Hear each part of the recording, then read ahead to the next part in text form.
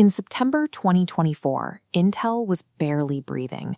The company that built the modern digital economy was trading at $18 a share, its market cap absolutely gutted.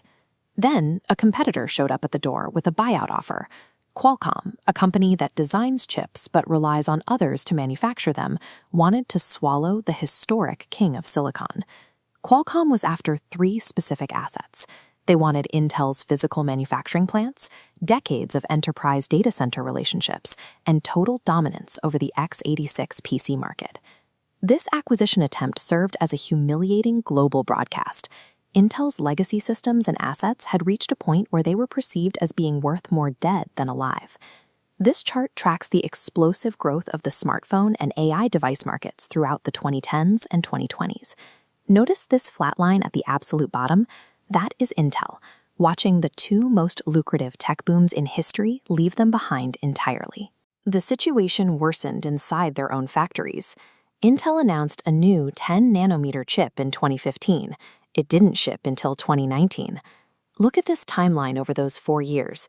As Intel stalled, rivals like AMD and TSMC completely overtook them in pure performance. These manufacturing delays were masked by intense leadership turbulence and a bloated structure consisting of 12 layers of management.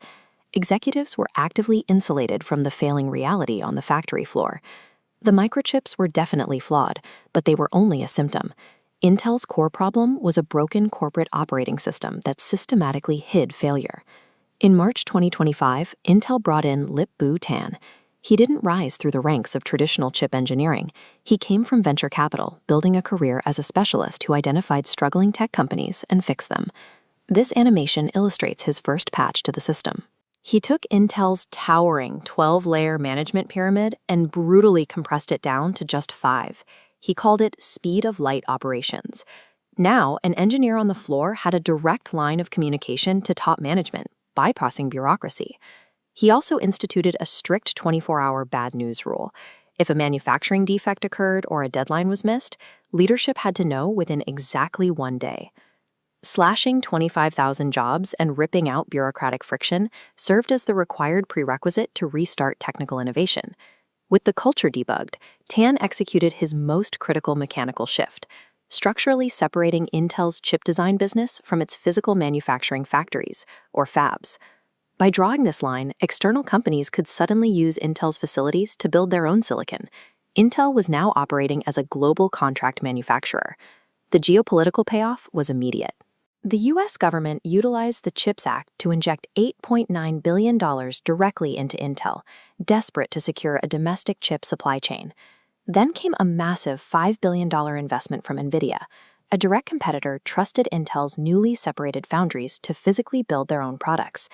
Add in $2 billion from SoftBank and a multi-year deal with AWS, Intel secured over $15 billion in outside capital in under 18 months.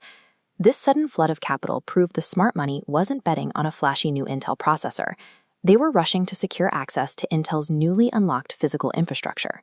The definitive proof of this turnaround arrived in May 2026, when Intel signed a preliminary manufacturing deal with a highly critical former client. Apple had highly publicly dumped Intel back in 2020.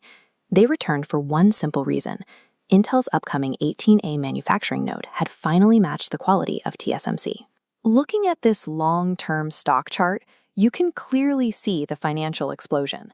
The price shot from its $18 low to over $120, and the market cap skyrocketed to a $620 billion valuation, breaking a peak that had stood for 26 years. Winning back Apple broadcast a clear message to the rest of the semiconductor industry. Intel's manufacturing superiority was no longer a PowerPoint promise. It was reality. Intel survived because, underneath all that bureaucratic rot, the company possessed irreplaceable hard assets, domestic fabrication plants, and 4 decades of deeply ingrained engineering talent. The right strategy is completely useless without a streamlined operational execution system to support it. Intel's resurrection proves you should never write off a struggling giant if they still hold core physical assets, provided they find a leader willing to debug the company like a machine.